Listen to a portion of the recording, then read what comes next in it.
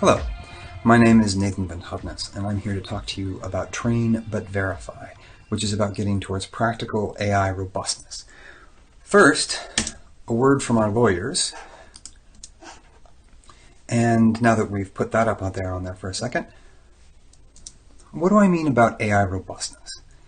AI robustness, in my case, the way that I like to explain it to people, is actually from the side of an attack.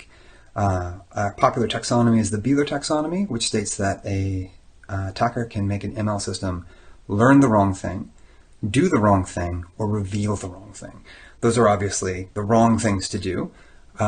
When we talk about learning the wrong thing, we're usually talking about data poisoning or Trojan attacks, such as the original BadNets paper by Gu et al., where what they did is they poisoned the data to make a neural network believe that a stop sign with a sticky note on it was in fact a speed limit sign. We can also think about doing the wrong thing as the adversarial glasses, which was a classic paper, one of the first physically realizable adversarial attacks where someone could actually put on these glasses and fool the facial recognition system, or revealing the wrong thing, where what I give here is Fredrickson's model inversion paper, a classic example of starting with noise and a trained model and then using an iterative procedure to recover the training data. You can see, for example, that the recovered image looks a lot like the person on the far right.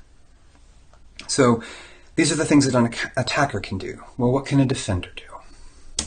So this is what I like to think of as the train but verify grid. On the rows, what we have is we have training an ML system to not learn the wrong thing, right? To enforce a learn policy.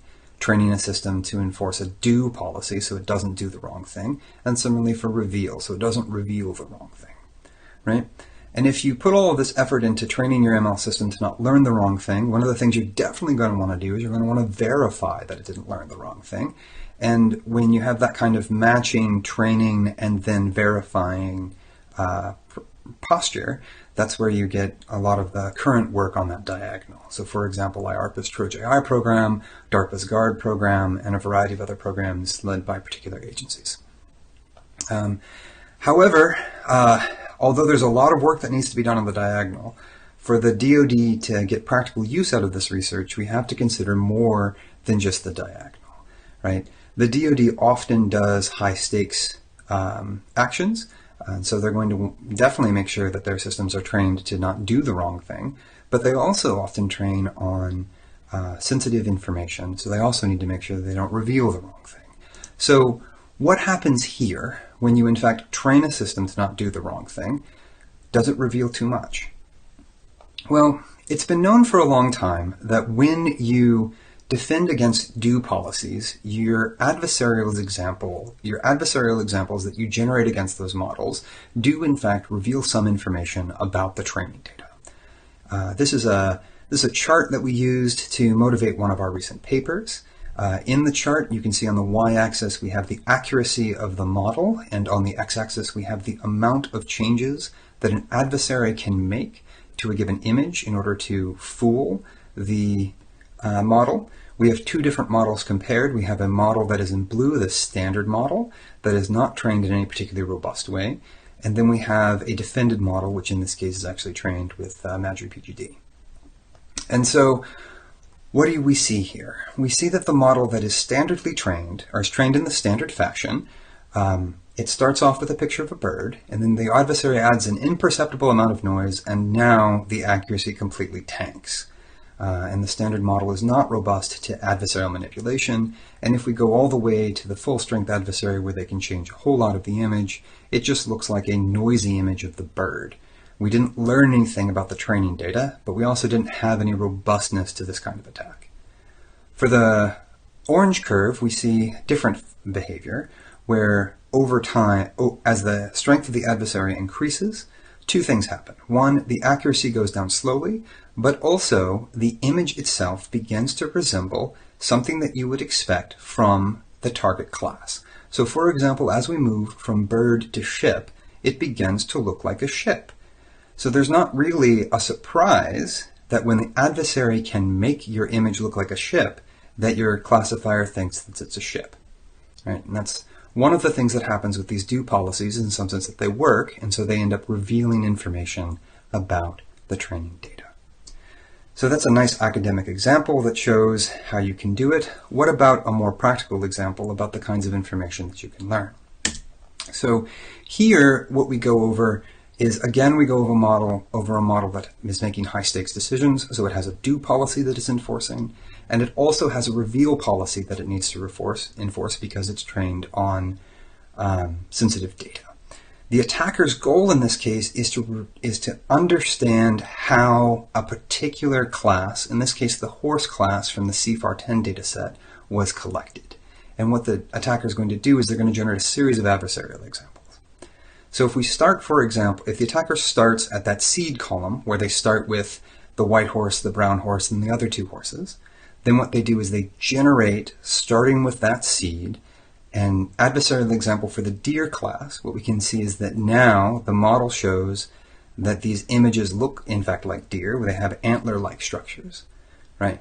And then if they go back to the horse class, what's the horse image that looks the least like a deer? It's a deer, it's a horse that has a rider on it. And at least to my eye, these look like they have riders on them. And if you then go ahead and dig through CFAR10, you'll find that about 20% of the time, the images of the horses do in fact have riders on them, which shows the manner that they were collected. They were collected by people taking pictures of each other riding horses, not necessarily the kinds of images that you would see if you were just buying horses or selling horses, where there'd be pictures of the animals themselves. Right? So we've revealed, in some sense, a toy example of the kinds of information that you can learn about the training data. Okay? And so the objectives of that what we're going to go through in this talk is basically the objectives of train but verify, which are to train. Eventually where we want to get is we want to be able to train machine learning systems to enforce more than one security policy. And we also want to be able to verify across policies.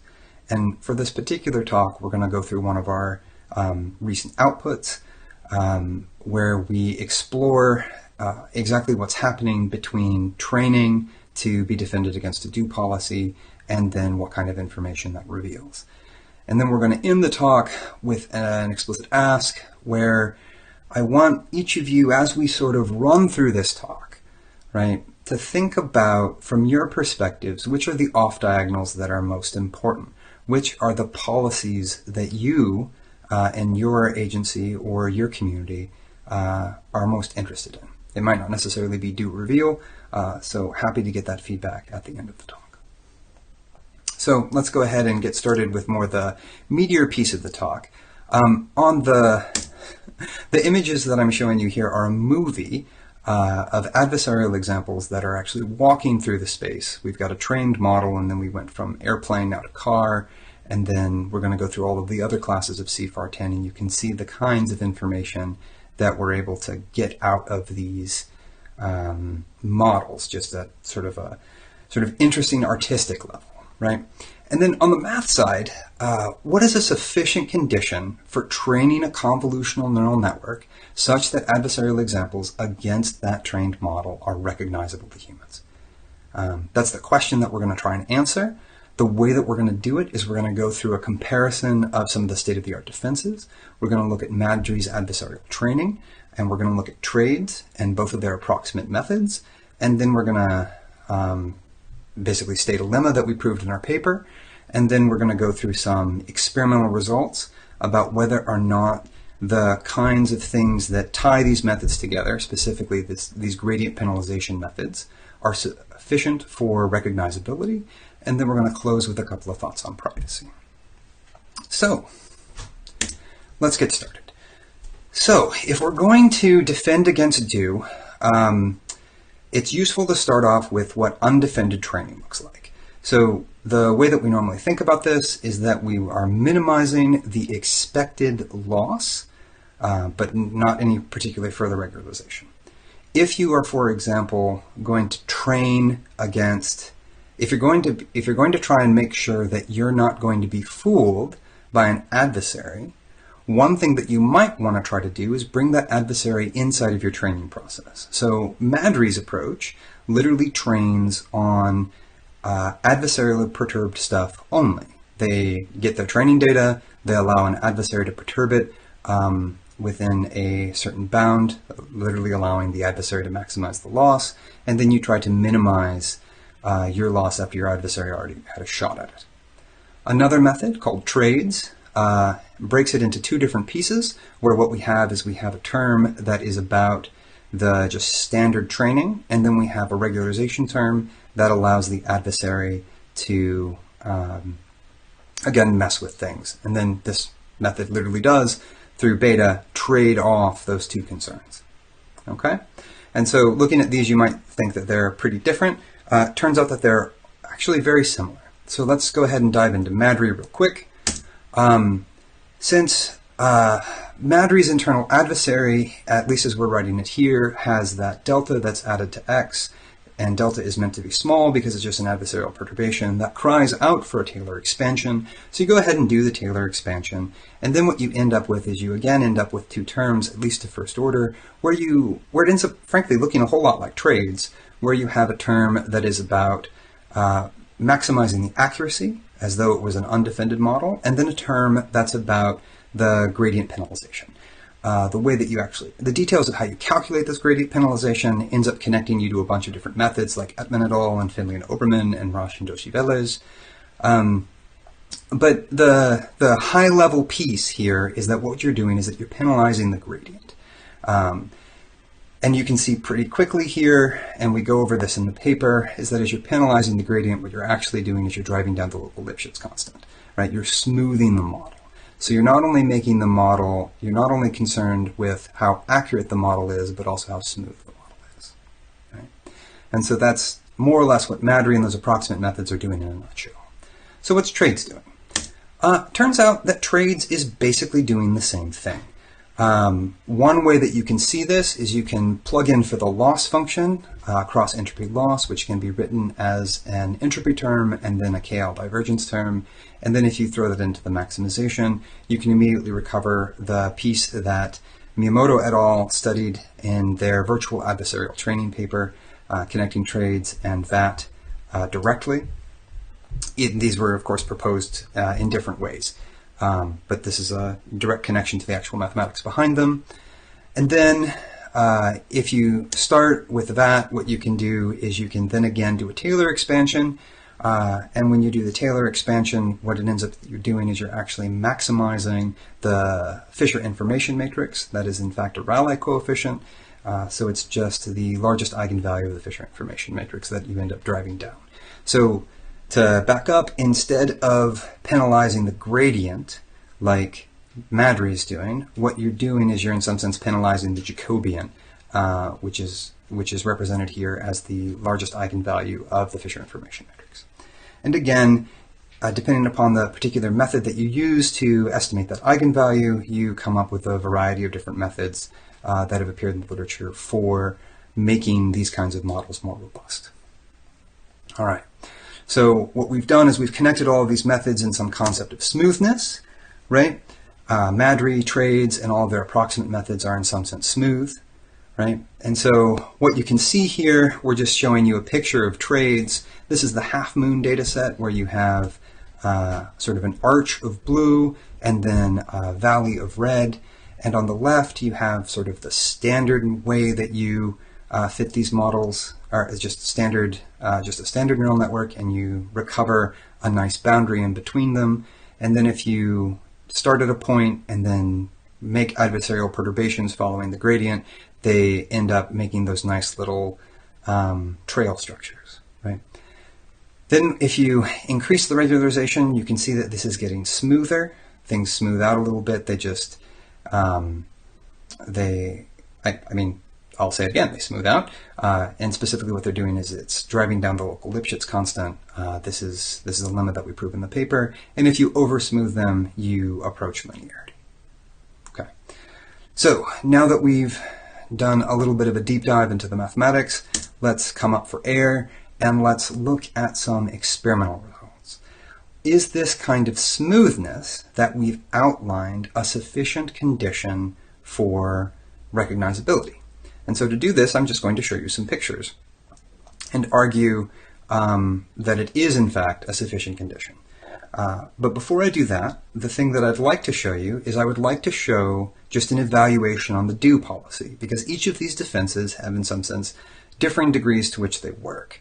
The standard method and a historical defense called defensive distillation essentially provide no robustness against the adversary. They both tank really fast. What comes up next is the approximate methods in terms of the gradient penalty and the Fisher information matrix penalty. And then finally we have the full methods, which include trades, Madry PGD, and also FGSM, which you can think of as a single-step version of Madry PGD that happens to just be particularly fast, right? And so what we can see here is that the robustness falls out depending not on whether or not you're doing a first-order penalization or a second-order penalization, such as you might think. Instead, it falls out saying that the approximate methods are not as robust as the full methods. All right. Now that we have a general idea of how robust these things are, let's go ahead and look at those pictures. So here, what we're looking at for that standard model up front is, again, we have a model that's just trained in the standard way. We're minimizing the expected loss over the training data, and then we're calculating an adversarial example that's targeted for a particular class, where the first class is airplane and the last class is truck, right? These adversarial examples that we're generating for the standard model may have patterns in them, that if you knew a priori that, for example, that was a bird, you might begin to see a bit of a rooster in there, or if you knew that that was a ship, you might begin to see a bit of a sail, right? But they're not particularly recognizable. If you use that other method, defensive distillation, which is a historical method that doesn't provide a particularly much robustness, right? You begin to see a little bit more of those patterns. And the reason that you see that is because a defensive distillation uses temperature scaling to smooth out the model, right? And so we're beginning to see a little bit more of a signal as the model gets smoother, okay? And then if we look at the approximate methods, again, these things look more and more recognizable as we're sort of moving our way up the robustness scale. What's interesting to me, at least at a qualitative level, is that we're no longer looking at some smudgy averages of gray pixels, right? We're beginning to recover the particular colors that are notable for the particular classes. And then when we move to the full methods, we again see even more recognizable examples. For example, the deer in PGD looks almost like pixel art that you would download off of the internet, as does the ship in FGSM and a couple other examples. Right? We're really beginning to get recognizability in these adversarial examples. Okay, so hopefully what I have done here is I've convinced you that this kind of defensive regularization is a sufficient condition. If you have that kind of regularization, either approximate or otherwise, you end up with recognizable models. So now let's go to revealing characteristics of the data collection. Let's begin to use these results in a novel way. So I have previously talked about adversarial walks just a little bit, talking about them as a sequence of adversarial examples. I want to walk through that more specifically so that I can set you up to understand some of the cool fine art stuff that we're going to put together. So imagine here that we have this very simple two-dimensional classification problem where we've got circles, triangles, and squares. We're going to just start in a random place. Turns out that we ended up in the blue, and so where we're going to head is we're now going to generate a series of adversarial examples towards the target class of triangles. As we move forward along the gradient, we generate an adversarial example, and then eventually we cross over the decision boundary, and now the model will recognize that as a triangle, and we keep on going. Then what we can do is we can change the class to a different class. We can go to the squares, and then we can go back to the circles, or we can kind of do whatever we like. And we can walk around the space without access to the data. We can just sort of see what the model thinks are typical examples by generating adversarial examples against the model. And so here's really what we were doing when I showed you that horse example at the beginning of the talk. where what I started with is we started with those horses, and then we walked them towards the deer, and you can see that those are the deer images that I had in the prior slide, and then we walked them back towards horse, and then that's how we got those pictures of the riders. So that what we were doing was an adversarial walk. So what else can we do with adversarial walks? This is what I like to think of as fine art, where what we're doing is we're doing an adversarial walk on an ImageNet classifier that's been robustly trained. And we've set it to music.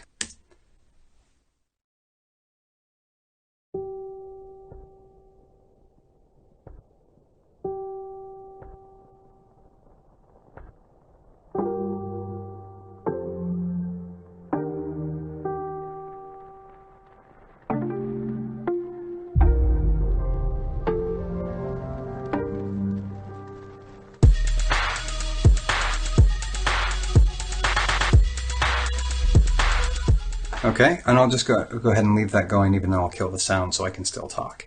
What you'll see here is that you do, in fact, end up with adversarial examples that have characteristics of the data in them. So what are some things that you can learn from that? For example, if you do a adversarial walk towards the Stingray class, what you will notice, and keep in mind, this is without access to the data. We have no access to the data here. We started at a random start and just sort of moved around the model.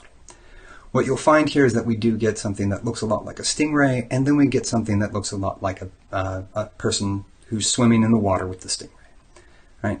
And so you might wonder, I wonder how often swimmers appear in the stingray class. Well, if you download ImageNet and you go to the SIN set that represents the Stingray class, and you just look at the first 9 images, you will in fact see that there is one in those first 9 that has a person in the water. It looks like he's about to give a kiss to the stingray, which is not my idea of what I'd want to do on a vacation, but to each their own. Similarly, if you go to the cauliflower class, you'll notice that you get purple cauliflower. And I remarked to John, my co-author on this paper, John, what's up with the cauliflower? Cauliflower is not purple. And John's like, yeah, cauliflower is totally purple. Don't you ever subscribe to like a CSA or something like that? And so, truth be told, you then go to the SIN set for cauliflower, and you again see that there are examples of purple cauliflower in the first 9 images. Right? So this is the kind of information that you can get out of a robustly trained model. We also have examples of this kind of attack that works on what's often called black box, or what I like to call query-only access, where you only have access to query the model, but that work is still ongoing and moving forward. Okay, so what did we do in the talk? What we did in the talk is the top of the line thing that I want you to lead with is that state-of-the-art methods for training for do policies, right? To make something, make sure that it doesn't do the wrong thing when presented with an adversarial example, leads you to have reveal policy violations, right? You end up revealing stuff that you wish you perhaps hadn't revealed. And also that enforcing do and reveal simultaneously will in fact require new methods. And that's why I've sort of put back up the train but verify grid and then claimed some space on it where we have a new row that's about enforcing both do and reveal, as well as laying out the particular cells that train but verify is interested in at the moment. And so what's our roadmap? We're going to do a lot more work on quantifying attacks to reveal policies. What I've done so far is mainly just showing you some qualitative stuff that perhaps an analyst could stare at and draw some conclusions on, but nothing that you could turn into a graph. Like what is the robustness versus its revealingness? Those are the kinds of things that we're going to chase down. We're also going to develop new methods for do defenses and do attacks with an eye towards eventually getting towards methods that do both do and reveal.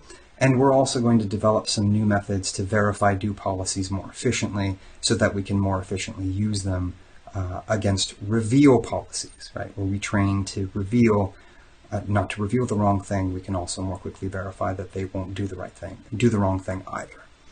Right? And then in FY 2022, we will in fact go after methods that enforce both do and reveal or trade off between those concerns. Okay. I'd like to thank all of you for coming. I'd like to thank my team, which includes both SEI folks as well as several professors on campus. And we'll now open the floor for questions. Thank you for joining our Q&A for Train but Verify Towards Practical AI Robustness. My name is Tanisha Smith, and I'm a technical manager with CMU's SEI Emerging Technology Center. I have John here. John, would you like to introduce yourself? Yeah, thanks, Tanisha. I'm John Helland. I'm a machine learning researcher in the Emerging Technology Center here, and I've been working on the Train but Verify project with Nathan, and I'm happy to answer any questions. Mm-hmm. Awesome. Okay, so let's see what questions we have. It looks like, okay, first question, John. How might this be applied to other input domains like audio or text? Yeah, so the context of this presentation has obviously just been kind of image perception, and the problem of applying it to other domains, obviously depends on the specific domain. So if we talk about audio waveforms, the models that you might usually use for audio waveforms take a different form than the models you use for image recognition, which would just be a convolutional neural network, just a feed-forward model. In the context of audio waveforms, you would have a recurrent neural network, so there would need to be some additional thinking done about how you would kind of translate this technique of generating like input images in that context. In a discrete domain like natural language, you might have models that are a little bit more immediately applicable to this context, but then you have the problem of kind of discrete inputs that you need to map back to rather than a full continuous space. And we think about images in the full continuous space. So you could do something like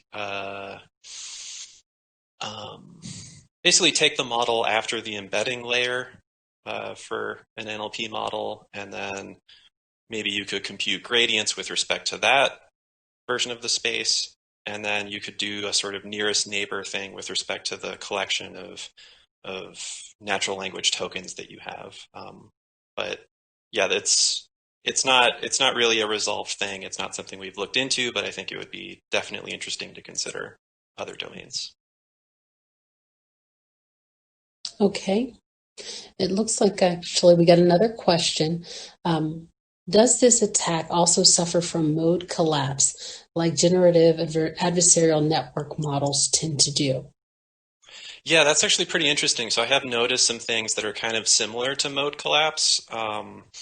So if you just take your initialization of an adversarial walk as random noise in the space, you run into this problem of the noise being classified as just kind of one particular class. And then when you actually pick some other class to perturb towards, then you end up kind of getting outputs that all look the same because you've started in kind of the same region of the space in some sense. So that's one part of the problem. And there's another part of the problem where it seems as though methods of adversarial training end up kind of focusing on one particular class over the others to kind of defend against. And so by that I mean you have this idea of the adversary performing perturbations on the input, and it seems as though the model can oftentimes learn this sort of mode collapse type behavior where it tries to sort of learn weights so that when you compute the gradient, it kind of shoves all of the perturbations into one small section of the space. And so then your perturbations all kind of tend to look the same. So that seems to be two versions of what you might consider to be mode collapse. Mm-hmm. Makes sense. I think we might have time for one more question. This one is around recovery images. How closely do recovery images match up with training data? Yeah, so in the context of like a convolutional neural network, you have this property of convolutions that would be like spatial invariance. So it's kind of interesting when you're trying to change pixels so that it maximizes a certain output of the network. Because of that spatial invariance, you can end up sort of creating features in various parts of the image. So you might end up with multiple dog faces like dotted all over the image in this kind of weird deep dream looking thing. And so because of that spatial invariance, it's kind of a difficult problem actually to solve how you would actually directly compare these adversarial walk outputs with the original training data. You could go in manually and create masks and then compare those masks to things that you know in the data set, or you could try and do something like GAN literature, like Fouché inception distance or something. But yeah, it's difficult to do it in a principled way, I would say. So that's something that we're kind of interested in thinking more about. But for now, we just kind of have qualitative measures. Okay. I think we've just run out of time. Thank you so much, John, and thank you everyone for joining us in this session. Yeah, thanks, Tanisha.